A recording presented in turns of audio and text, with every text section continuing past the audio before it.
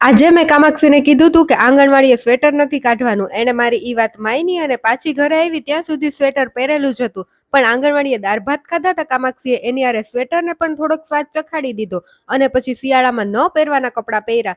હવે અમે બધાય પણ જમવા બેસી ગયા છે અને આજે તો મેં બધુંય થોડું થોડું જમ્યું. પેલા રીંગણાનું શાક ને ઠંડો રોટલો ચોરીને ખાધા, પછી રોટલીને ચણા ખાધા. ચણા જોઈને કામાક્ષી પાછી મારા ભેગી જમવા બેસી ગઈ. પછી થોડાક ચણાને ભાત ખાધા, દહીંમાં પાણી નાખીને ઘોરવા જેવું કરીને પી ગઈ. પછી તો મસ્ત 1 કલાક સૂઈ ગઈ હતી. પછી હું ને કામાક્ષી બે બહાર આવ્યા. ઓલી બાજુ શાકભાજી વાવ્યું તું એ બરી ગયું એટલે હવે આ બાજુ ખેતર ખેડાઈ ગયું છે. તો ન્યા મમ્મી અને પપ્પાએ શાકભાજી વાવવા માટે એક ક્યારો કર્યો છે. પપ્પા અત્યાર સુધી તો હતા પણ પછી આમ ક્યાંક આટા મારવા વયા ગયા છે. મમ્મીને શોખ ન થાય તે ઈ કામ કરે જ રાખે. કેટલો લાંબો ને પોળો મસ્ત ક્યારો થઈ ગયો છે. ક્યુ શાકભાજી વાવશું એ આગળના વિડીયોમાં બતાવશું, પણ અત્યારે અમારે રીંગણા મસ્ત થાય રાખે છે. હમણાં જ જો મમ્મીએ આ રીંગણા ઉતાર્યા છે રીંગણીમાંથી. અને કામાક્ષીએ આ એક ખડ તોડ્યું છે, કેવું મસ્ત છે.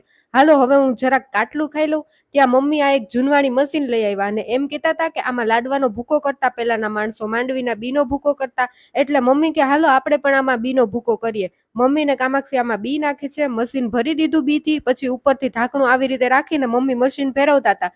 પણ આ મશીન વર્ષોથી એમનેમ જ પડ્યું હશે, તે ઘડીકમાં ફરતું જ નહોતું. એમ તો પેલા મમ્મી કે ઓઇલ કરી દીધું તું, ફ્રીજ હાલતું હતું, પણ બી નાખ્યા પછી નથી ફરતું. પછી મમ્મીએ હેતવીને બોલાવી, 2 જણા થઈને હવે ટ્રાય કરતા હતા. માંડ માંડ ભૂકો થતો હતો ને હસી હસીને ગોટા અમે તો બધાય. પેલાની બાયું બધું કામ કેમ કરતી હશે ઇલેક્ટ્રિક સાધન વિના.